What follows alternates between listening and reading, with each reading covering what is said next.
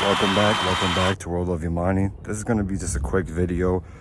Sorry for no video yesterday. It was a major red day, and I want to say maybe 34% loss. So it was pretty much, if you want that 34% back, you need to have 68% in profit the next trade or trading session or whatever, however it goes for you.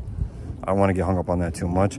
If you guys want any questions or anything like that, just comment below, and maybe I'll make a separate video on my horrible red day yesterday.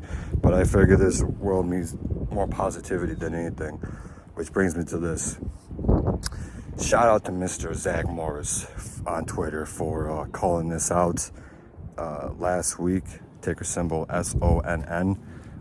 I got in.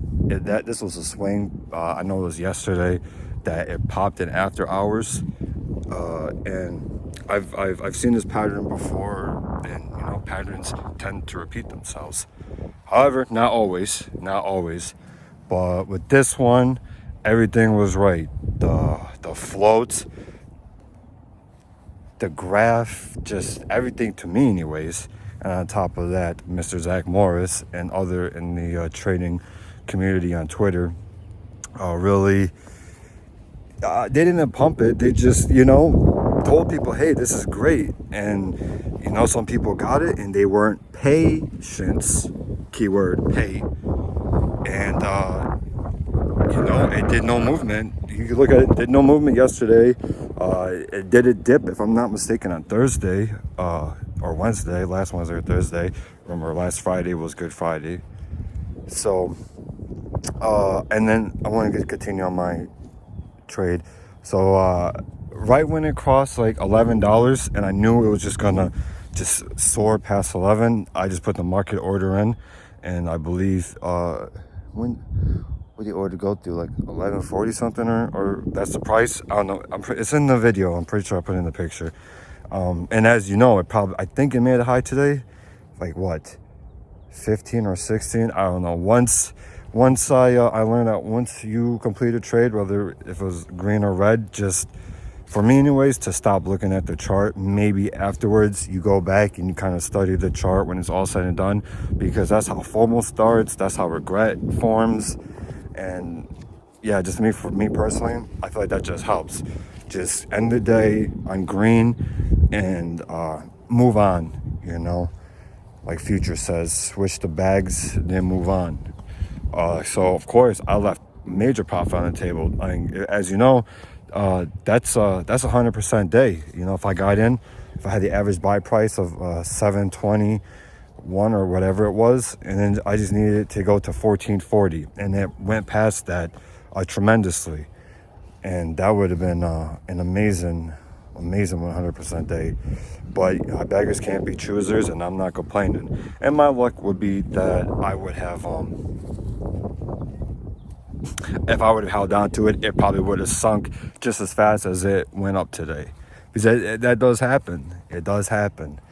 So it's best not to. So it's an interesting butterfly there.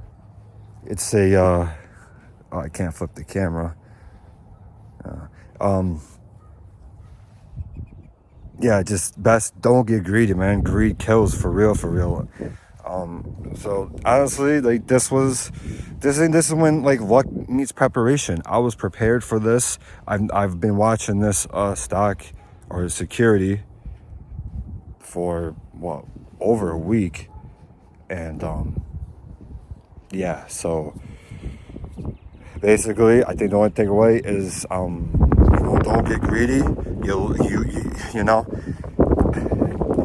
There's so many things that you could say to make yourself feel better about it. Sorry for the win, and I would rather do that than just dwell like, I missed out on an extra, like $1,000 in profit or something like that.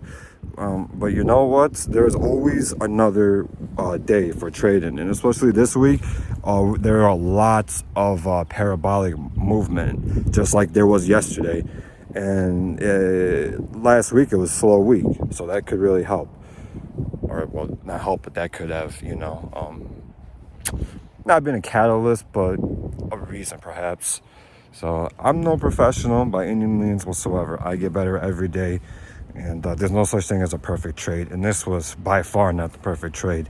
All in all, I was late on the entry, in my opinion. Yeah, because I could have got in at what, 5 something yesterday, if I'm not mistaken, before it did a little pop in the aftermarket. And just to go back in the aftermarket, I've seen this pattern before where OTCs, penny stocks, small cap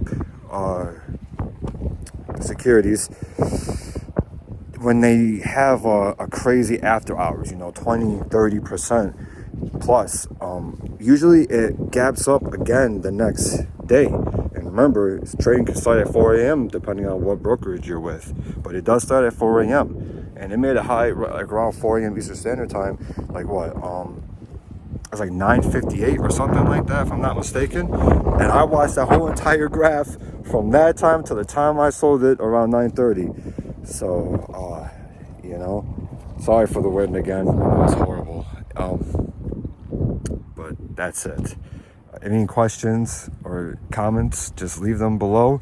Let's get this channel going. We're almost there to one step of getting a YouTube partnership here. So we just need to get those subscribers. If we get those subscribers, the views and watch time will for sure increase. Thank you guys. Mr. Zach Morris.